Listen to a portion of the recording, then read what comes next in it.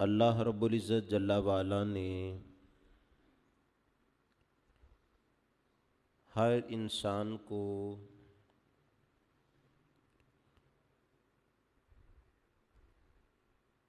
الگ الگ مقام و مرتبہ سے نوازا ہے اور اسے مختلف سفر اور سیریں عطا کی ہیں۔ وہ زندگی کے مختلف اسفار میں علم کی پرواز کرتا ہے، مال و دولت کی بلندیوں کو چھوتا ہے، فضا میں پرواز کرتا ہے، ستاروں پہ کمندیں ڈالتا ہے، بلندی کی طرف اڑتا جاتا ہے، یہاں تک کہ اس کے مقدور مقام تک رسائی کے بعد موت اسے دبوچ لیتی ہے اور وہ اپنی کئی تمنائیں دل میں لیے ہوئے ہی اس دنیا سے رخصت ہو جاتا ہے۔ اور اصحاب طمع و لالچ تو اپنے تئیں سمجھتے ہیں کہ کچھ بھی حاصل نہیں کیا، لیکن کچھ ذوات ایسی ہیں کہ اللہ تعالیٰ جل وعلا نے ان کو بلند صفات سے، اعلیٰ خوبیوں سے نوازا ہے، اور وہاں وہاں تک ان کے جسم کو، ان کی روح کو، ان کے علم کو رسائی عطا کی ہے کہ کائنات صدیاں گزر جانے کے بعد بھی حیرت میں گم ہے۔ یوں تو اللہ تعالیٰ جل وعلا نے اپنے تمام نبیوں اور رسولوں کو باقی مخلوقات سے اور انسانوں سے بھی منفرد و ممتاز عظمت و شان سے نواز رکھا ہے، لیکن جس ذات کو نبیوں میں بھی سب سے بلند درجہ عطا فرمایا اور فرمایا وَرَفَعَ بَعْضَهُمْ دَرَجَاتٍ، کہ کلیم اللہ علیہ السلام کو کلام کی شان عطا فرمانے والے خدا نے کسی ایک ذات کو لامکاں کی خلوتوں سے بھی نواز دیا ہے، اور وہ عظیم ذات حبیب اللہ علیہ السلام کی ذات ہے، جن کا سفر معراج سیر اعراج ایسی متحیر العقول ہے، بعید از عقل ہے کہ اس سیر کو کروانے والے خدا نے بھی اس کے بیان کی ابتدا سبحان سے کی ہے، اور فرمایا ہے سبحان الذی اسریٰ بعبدہ، پاک ہے ہر کمی کجی سے، ہر نقص و عیب سے، ہر ضعف و کمزوری سے، وہ ذات جس نے اپنے بندہ خاص کو راتوں رات سیر کروائی۔ گویا اس سفر معراج کی نسبت اور فاعلی شان اللہ رب العزت جل وعلا نے اپنی طرف کی ہے، نہ کہ اپنے حبیب صلی اللہ علیہ وآلہ وسلم کی طرف۔ جبکہ ہمارے لیے تو یہ بھی کافی ہے کہ آقا علیہ الصلاۃ والسلام فرما دیں کہ میں راتوں رات مسجد حرام سے مسجد اقصیٰ گیا، وہاں سے 7 آسمانوں سے آگے گزر گیا اور پھر مکان کی حدوں سے پار لا مکان پہ چلا گیا، تو ہمارے تسلیم کرنے کے لیے اتنا بھی کافی ہے۔ اسی بات پر تو حضرت صدیق اکبر رضی اللہ تعالیٰ عنہ نے ابو جہل سے کہا تھا، میرے محبوب کے اس قول کی بات کرتا ہے، انی لأصدقہ مما ابعد من ذالک، یہ کون سی بڑی بات ہے، میرا محبوب تو کوئی اس سے بھی بڑی بات کرے میں اس کی بھی تصدیق کرتا ہوں۔ یہ کافی ہے کہ آقا علیہ السلام فرمائیں کہ مجھے رات کو یہ عظمت ملی اور میں نے یہ سفر کیا، لیکن منکروں کے لیے اللہ رب العزت جل وعلا نے جائے انکار کو باقی نہیں چھوڑنا تھا، کہا رب کو تو سب مانتے ہو تو رب کی بھی سب مانو۔ رب کہتا ہے میں اپنے بندے کو لے گیا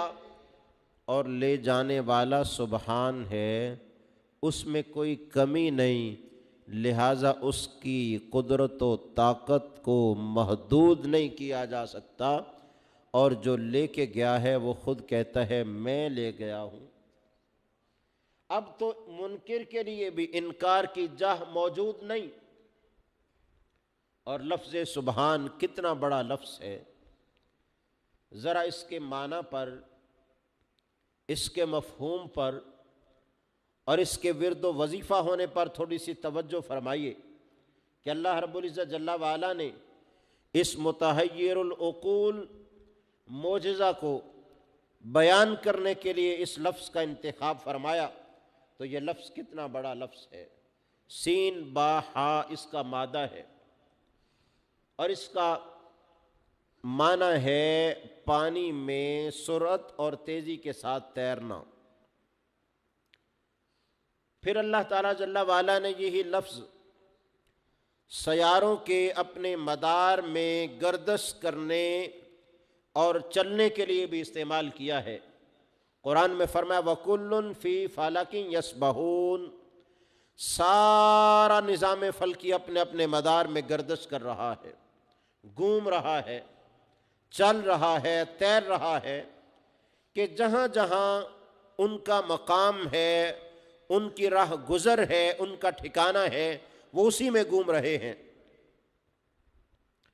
اور اسی لفظ کو، تسبیح کو، اللہ تعالیٰ نے دعا کے لیے اور نماز کے لیے بھی قرآن میں استعمال کیا ہے۔ قرآن مجید فرقان حمید میں ہے فَسَبِّحْ أَطْرَافَ النَّهَارِ لَعَلَّكَ تَرْضَىٰ، دن کے مختلف حصوں میں رب کی تسبیح کرو، اور یہاں تسبیح بمعنی نماز ہے، تو گویا یہ لفظ نماز کے لیے بھی استعمال ہوتا ہے، اور بندہ نماز میں ایسے محو مستغرق ہو جیسے نظام فلکی اپنے اپنے مدار میں گھوم رہا ہے اور کوئی سرکشی اور طغیانی نہیں کرتا، جیسے تیرنے والا پانی میں تیر رہا ہے، سرعت سے جاتا، کوئی رکاوٹ نہیں، ایسے بندہ بھی تسبیح اور عبادت میں ایسے مشغول رہے کہ قیام سے رکوع، رکوع سے سجدہ، سجدہ سے قیام، ان چیزوں کے عمل میں مصروف رہے، تو اس کو انسان کی تسبیح کہتے ہیں۔ فرشتوں نے اللہ رب العزت جل وعلا کی مشاورت نیابت کے جواب میں جو کہا تھا، انہوں نے بھی اس وقت یہی کہا تھا، اے مالک اتجعل فیہا من یفسد فیہا ویسفک الدماء، کیا انسان کو نائب بنائے گا جو زمین میں فساد بپا کرے گا اور خون ریزی کرے گا، قتل و غارت کرے گا؟ وَنَحْنُ نُسَبِّحُ بِحَمْدِكَ، اور ہم تیری حمد کی تسبیح پڑھتے رہتے ہیں، سبحان اللہ و بحمدہ کہتے رہتے ہیں۔ اور فرشتوں کا وظیفہ یہ ہے سبحان ربی و بحمدہ یا سبحان اللہ، یہ وظیفہ ہے ان کا، اور فرشتوں نے اس وظیفہ کو اپنے لیے استحقاق خلافت کے طور پر پیش کیا تھا۔ وَنُقَدِّسُ لَكَ، اور تیری تقدیس بیان کرتے ہیں۔ گویا اللہ کو سبحان کہنا اتنا بڑا عمل ہے کہ فرشتوں نے کہا تھا سبحان ہم کہتے ہیں، حمد ہم بیان کرتے ہیں، تقدیس ہم کرتے ہیں، تو نیابت کا حق بھی ہمیں ہی ملنا چاہیے۔ اللہ رب العزت جل وعلا نے انسانوں کو اپنی تسبیح بھی دی، اپنی تحمید بھی دی، اپنی تکبیر بھی دی، تقدیس کے بیان کی عظمت سے بھی نوازا، اور ساتھ ساتھ علم کی وہ عظمتیں عطا فرمائیں کہ فرشتے جن سے قاصر تھے اور ان کی نسبت انہیں انسان کی نیابت کا جو ہے وہ علم اور اس کی خبر دے دی۔ اب گویا تسبیح خدا بیان کرنا اتنا بڑا عمل ہے کہ فرشتوں نے اس اعزاز کو اپنی نیابت کا حق قرار دیا تھا۔ اور گرامی قدر احادیث میں بھی آقا علیہ السلام نے اس کو کثرت سے بیان فرمایا۔ حضرت ابو ہریرہ رضی اللہ تعالیٰ عنہ راوی ہے کہ جو بندہ پورے دن میں 100 بار یہ پڑھے سبحان اللہ و بحمدہ، پڑھیے سبحان اللہ و بحمدہ، سبحان اللہ و بحمدہ، اس کے سارے گناہ معاف کر دیے جاتے ہیں، اگرچہ وہ گناہ سمندر کی جاگ سے بھی زیادہ ہی کیوں نہ ہو۔ اور تسبیح کیا ہے؟ سبحان اللہ و بحمدہ، اس کی ایک تسبیح کریں، 100 بار اس کو پڑھیں تو پڑھنے کے ساتھ اللہ تعالیٰ اس طرح گناہ معاف کر دیتا ہے۔ پھر سبحان اللہ کہنے سے جنت میں درخت کا لگنا، اور یاد رکھیے سبحان اللہ کہنے کا یہ مفہوم قطعاً نہیں ہے کہ آپ مجھے داد دیتے ہوئے سبحان اللہ کہیں، یا کسی کی بات پسند آئے تو کلام کرنے والے کی تعریف میں یہ جملہ کہیں، یہ درست نہیں ہے۔ آج کل اس جملے کا غلط استعمال بھی بہت زیادہ ہو گیا، لوگ اس کے معنی کو نہیں سمجھتے۔ یہ بہت بڑا جملہ ہے، اور اس کا مطلب اللہ تعالیٰ کی تعریف بیان کرنا ہے کہ جب رب کی عظمت و شان اور بندوں پر اس کے انعامات اور نواسات کا بیان ہو، بندہ خوش ہو کر اپنی توجہ رب کی طرف کرے اور پھر کہے سبحان اللہ، یہ اس کا حق ہے۔ کلام کرنے والے کو داد دینے کے لیے اس لفظ کو استعمال کرنا یہ مناسب اور موزوں نہیں ہے، بڑا لفظ ہے، چھوٹے انداز میں یا چھوٹی غرض کے لیے اسے استعمال نہیں کیا جاتا، اور نہ ہی کیا جانا درست ہے۔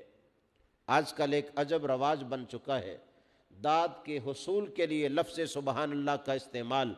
اور پھر کہنا کہ اس پر خوشخبری ہے کہ جنت میں باغ لگ جائے گا، درخت لگ جائے گا۔ بے شک جو بندہ اللہ کی محبت میں اور اس کی شان کے تعجب میں اور بڑا ہونے میں سبحان اللہ کہے، اس کے لیے ضرور جنت میں درخت لگے گا۔ لیکن جو بندہ کسی کو بندے کو داد دینے کے لیے سبحان اللہ کہے تو یہ بے ادبی ہے اور لفظ کا غیر مناسب استعمال ہے۔ اتنے چھوٹے کام کے لیے اللہ کی تعریف کا کلمہ بندے کی خاطر بول دینا، یہ خوش ہو جائے، یہ درست نہیں ہے۔ لہذا ایسے کلمے کی توہین نہ کی جائے۔ جب رب کی عظمت کی کوئی بات پسند آئے، اس کی نواسات اور عنایات کی بات پسند آئے، اس کی تعریف بولنے کے لیے کہا جائے سبحان اللہ، اللہ اتنا بلند و بالا ہے۔ تو یہ اس کا اصل استعمال ہے۔ دوسری حدیث میں ہے آقا علیہ الصلوۃ والسلام نے ارشاد فرمایا 4 کلام اللہ تعالیٰ کو بڑے پسند ہیں، اور جب کسی کو خوش کرنا ہو تو اس کی پسندیدہ بات کہی جاتی ہے۔ والد گرامی نے کسی کو اپنی اولاد کو کوئی تلقین کی، کچھ کہا، بیٹا آ کے ابو جان سے وہی کلمہ دہرائے کہ آپ نے یہ کہا تھا تو ہم سب اسی کے لیے تیار ہیں، اس سے باپ خوش ہو جاتا ہے۔ کسی کی رضا جوئی کے لیے یہ ضروری ہے کہ اس کے دل کی بات کو زبان پہ لایا جائے یا اس کی کہی ہوئی بات کو تسلیم کیا جائے، تو اس سے اسے خوشی کا احساس ہوتا ہے۔ آقا علیہ الصلوۃ والسلام نے ارشاد فرمایا 4 کلام ایسے ہیں جب بندہ وہ کلام بولے تو رب اس سے بڑا خوش ہوتا ہے، رب کو بڑے پسندیدہ ہے۔ رب اس بات سے پاک ہے کہ اس کو کوئی فائدہ دے یا نقصان دے۔ سارے لوگ مل کر اس کا کوئی نقصان نہیں کر سکتے اور سب لوگ مل کے اس کا کوئی فائدہ نہیں کر سکتے۔ وہ صمد ہے، بے نیاز ہے، اسے کسی کی کوئی حاجت و ضرورت نہیں، لیکن بندوں پر اس کی مہربانی کا حال یہ ہے کہ وہ بندوں کی کچھ باتوں سے راضی ہو جاتا ہے۔ اور آقا علیہ السلام نے فرمایا 4 کلام ایسے ہیں جب بندہ اپنی زبان سے کہتا ہے تو رب اس پہ بڑا راضی ہوتا ہے۔ اور کلام سنیے وہ 4 کیا ہے اور کتنے آسان ہیں۔ فرمایا پہلا کلام، بندہ جب کہتا ہے نا سبحان اللہ، اللہ راضی ہو جاتا ہے کہ بندے نے میری تعریف کی ہے، میری تسبیح بیان کی ہے، رب بہت راضی ہوتا ہے۔ اور دوسری بات، آقا علیہ السلام نے فرمایا جب بندہ کہتا ہے نا الحمدللہ، تمام تعریفیں اللہ کے لیے ہیں، اسے کچھ فائدہ ملتا ہے، کامیابی ملتی ہے، پانی پی لیتا ہے، کھانا کھا لیتا ہے، کسی نعمت سے متلذذ ہوتا ہے، تو جواب میں کہتے ہیں الحمدللہ۔ کوئی خوبی ہوتی ہے، کامیابی ہوتی ہے، کہتے ہیں الحمدللہ۔ جب وہ کسی بھی اچھائی پر اللہ کی تعریف بولتا ہے نا الحمدللہ، رب بڑا راضی ہوتا ہے، میرا بندہ میری تعریف کر رہا ہے۔ اور نماز میں بھی جب بندہ کہتا ہے الحمدللہ رب العالمین، رب کہتا ہے حمیدنی عبدی، اے فرشتو دیکھو میرا بندہ میری تعریف کر رہا ہے، رب اس سے بڑا خوش ہوتا ہے۔ تیسرا کلمہ، آقا علیہ السلام نے فرمایا لا الہ الا اللہ۔ جب کو بندہ کہتا ہے نا لا الہ الا اللہ، لا الہ الا اللہ، لا الہ الا اللہ، رب راضی ہو جاتا ہے کہ کتنی اچھی بات کر رہا ہے۔ اور چوتھا کلمہ، جب بندہ کہتا ہے نا اللہ اکبر، اللہ اکبر، اللہ اکبر، آقا علیہ السلام فرماتے ہیں کہ رب اس سے راضی ہو جاتا ہے۔ اب یہ 4 کلمات کتنے آسان ہیں، بندہ زبان سے بولتا جاتا ہے، رب اس سے راضی ہوتا چلا جاتا ہے۔ اس وظیفے کو دہرائیے اور یاد بھی کیجئے، سبحان اللہ والحمدللہ ولا الہ الا اللہ واللہ اکبر، سبحان اللہ والحمدللہ ولا الہ الا اللہ واللہ اکبر۔ اب دیکھیے کتنی آسانی ہے، بندہ کہتا ہے سبحان اللہ، رب راضی ہو جاتا ہے، بندہ کہتا ہے الحمدللہ، رب راضی ہو جاتا ہے، بندہ کہتا ہے لا الہ الا اللہ، رب راضی ہو جاتا ہے، بندہ کہتا ہے اللہ اکبر، رب اس سے راضی ہو جاتا ہے۔ ہم کتنا وقت اپنا ضائع کرتے ہیں لوگوں کی غیبتوں میں، ان کی برائیوں کے بیان میں، ان کو نقصان دینے کے لیے، لوگوں کی نگاہ میں ان کا وقار کم کرنے کے لیے، چغل خوری میں، جھوٹ بولنے میں، اذیت دینے میں، طعن و تشنیع میں، برائیوں میں۔ کاش ان برائیوں کو چھوڑ کر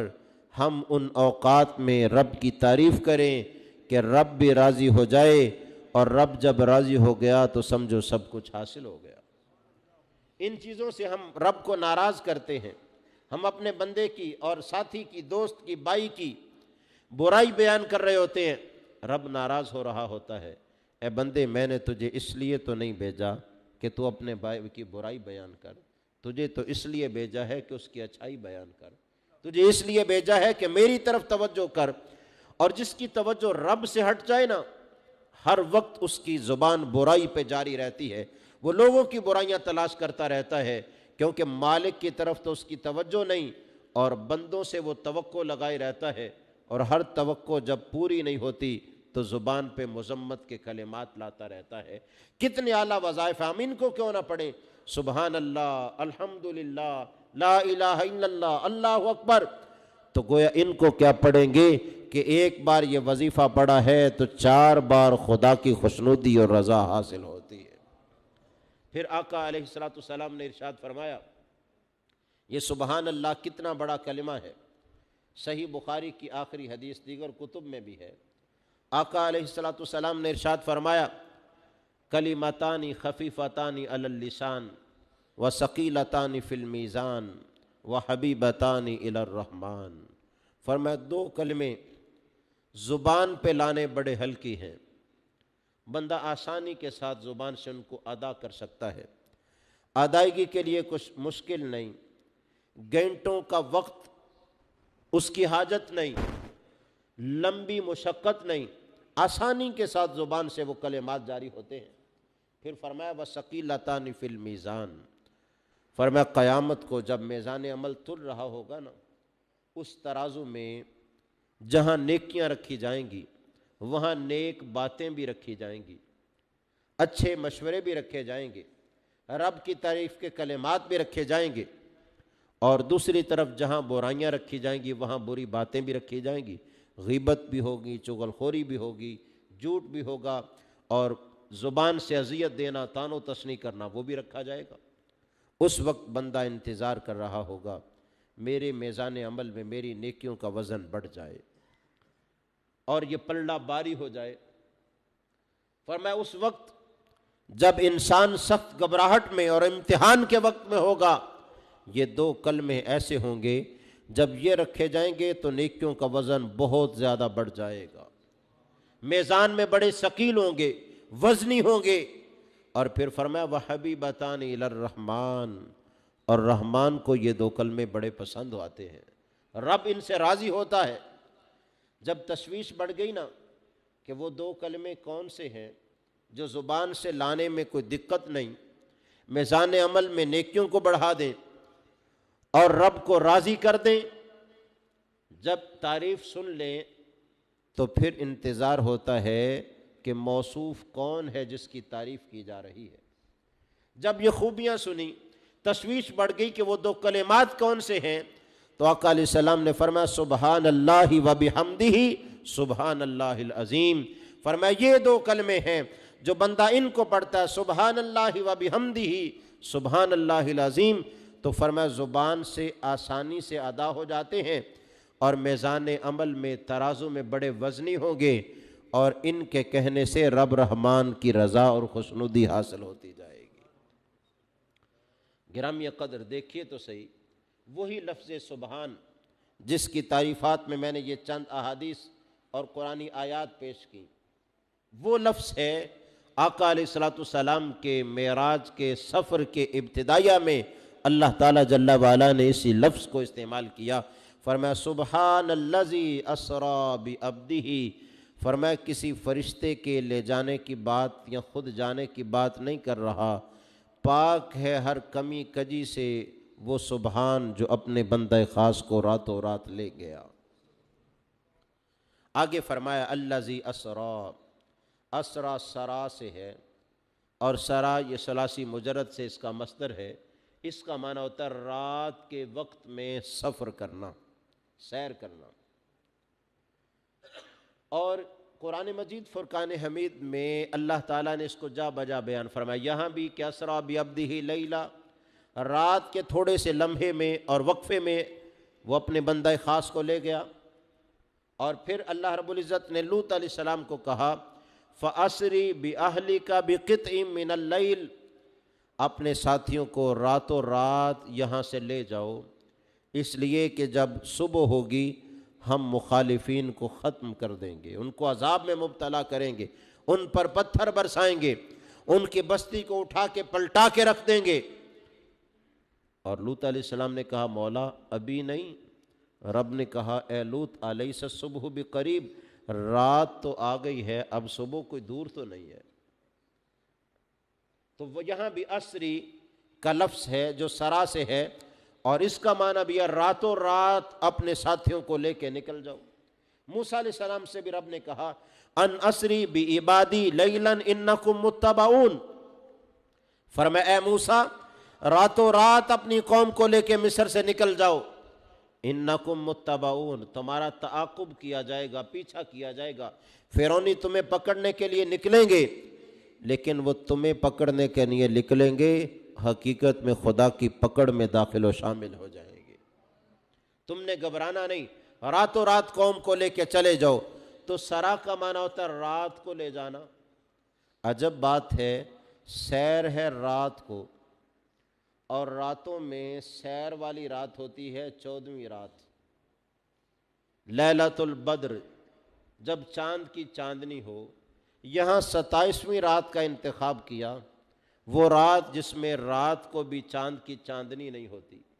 دن بھی نہیں کہ سورج کی روشنی ہو، اور رات کا بھی ایسی کا انتخاب ہے کہ جس میں چاند کی چمک بھی نہیں۔ کیوں؟ اللہ تعالیٰ جل وعلا بتانا چاہتا تھا، لوگوں میرا نبی جب سیر کے لیے آئے گا، نہ سورج کی چمک کی ضرورت ہے، نہ چاند کی دمک کی ضرورت ہے۔ یہ محبوب تو ایسا ہے کہ سورج چاند ستارے سب تو ان سے روشنی پاتے ہیں۔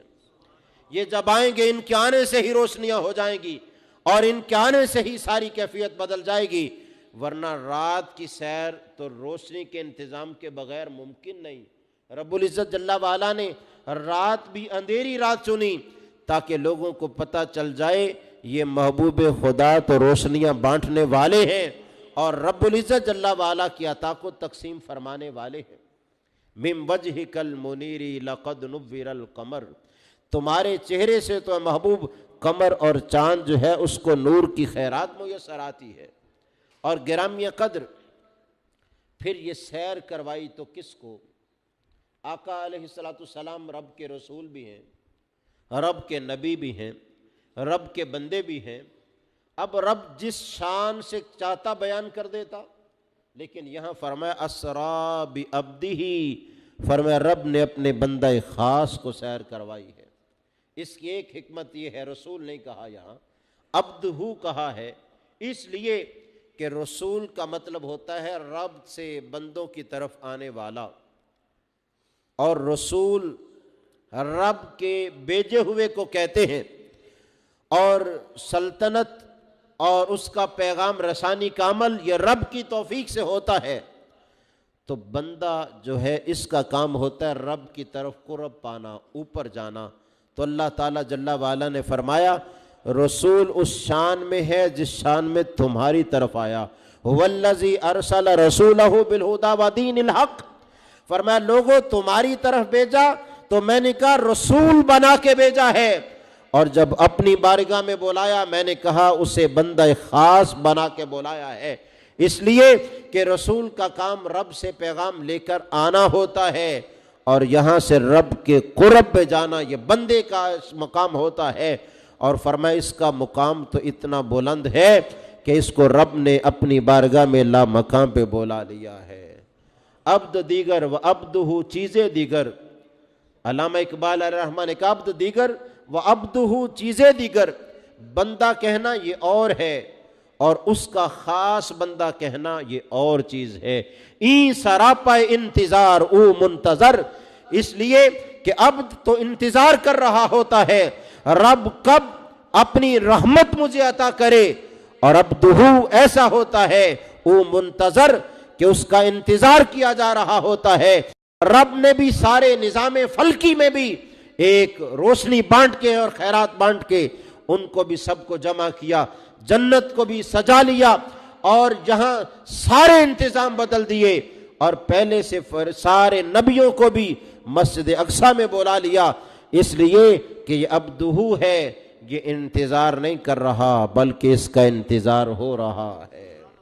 عبد دیگر و عبدہ چیزیں دیگر، این سراپا انتظار او منتظر۔ اور اگر عبد کو ہی دیکھیں تو عبد کا ایک معنی ہوتا ہے غلام۔ اسلام کی حکمت کے ساتھ بتدریج غلامی کا سلسلہ ختم ہوا، اور غلام جو ہے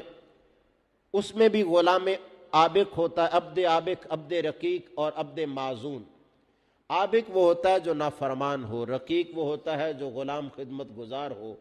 اور معزون وہ ہوتا ہے جس کو اذن عام اور مختار عام حاصل ہو، اور آقا کہے ہے تو یہ میرا غلام لیکن اس کا بیچنا میرا بیچنا ہے، اس کا خریدنا میرا خریدنا ہے، اس کا لین دین میرا لین دین ہے۔ آقا علیہ السلام اس صورت میں عبد بھی ہے تو عبد معزون ہے۔ رب کہتا ہے من یطیع الرسول فقد اطاع اللہ، جس نے میرے رسول کا کہا مان لیا اس نے میرا کہا مان لیا۔ لوگوں یہ جو کہے میرا کہا ہوا ہے، یہ جس سے روکے وہ میرا روکا ہوا ہے، یہ جس کا حکم دے وہ میرا حکم دیا ہوا ہے۔ ما آتاکم الرسول فخذوہ وما نہاکم عنہ فانتہوا، میرا رسول جو تمہیں دے دے لے لو، جس سے روکے اس سے رک جاؤ۔ اور دوسرا معنی عبد کا عبادت گزار ہوتا ہے، بندگی کرنے والا، عبادت کرنے والا، اس کی ایک اضطراری حالت ہوتی ہے، غیر اختیاری حالت۔ اس حالت میں تو اللہ تعالیٰ فرماتا ہے ان کل من فی السماوات والارض الا آتی الرحمن عبدا، زمین و آسمان کی کوئی چیز ایسی نہیں جو رب کی بندگی نہ کر رہی ہو۔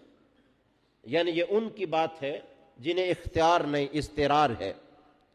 اللہ تعالیٰ نے فرمایا کوئی چیز ہماری بارگاہ میں نہ بھی نہ جھکے، ہم ان کے سائے صبح و شام اپنی بارگاہ میں جھکا لیتے ہیں۔ فرمایا صبح سورج نکلتا ہے، ہر چیز کا سایہ مغرب کی طرف زمین پر بچھا ہوا ہوتا ہے، گویا رب کی بارگاہ میں جھکا ہوتا ہے۔ شام کو سورج غروب ہوتا ہے، ہر چیز کا سایہ مشرق کی طرف زمین پر بچھ جاتا ہے، پھیل جاتا ہے، گویا وہ رب کے حضور سجدہ ریز ہو جاتا ہے۔ اور کچھ عبد وہ بھی ہیں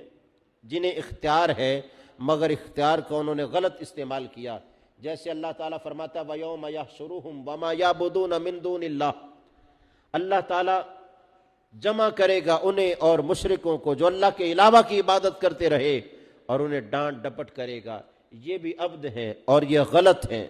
اور تیسرا عبد وہ ہوتا ہے جسے اختیار ملے اور وہ رب کی بارگاہ میں جھکتا جائے، جیسے انسانوں میں مومن جب سجدے میں جھکتا ہے، بندگی کرتا ہے، تو یہ رب کا وہ عبد ہوتا ہے جو رب کو مقصود ہوتا ہے۔ اور ایک عبد وہ بھی ہے کہ جو قیام کرے، بندگی کرے، رب کہے یا ایھا المزمل قم اللیل، اے چادر اوڑھنے والے محبوب ساری رات قیام کرو، محبوب ساری رات عبادت کرے۔ رب کہ الا قلیلا، اے پیارے ساری رات عبادت کرتے ہو، تھوڑی دیر آرام بھی کر لو۔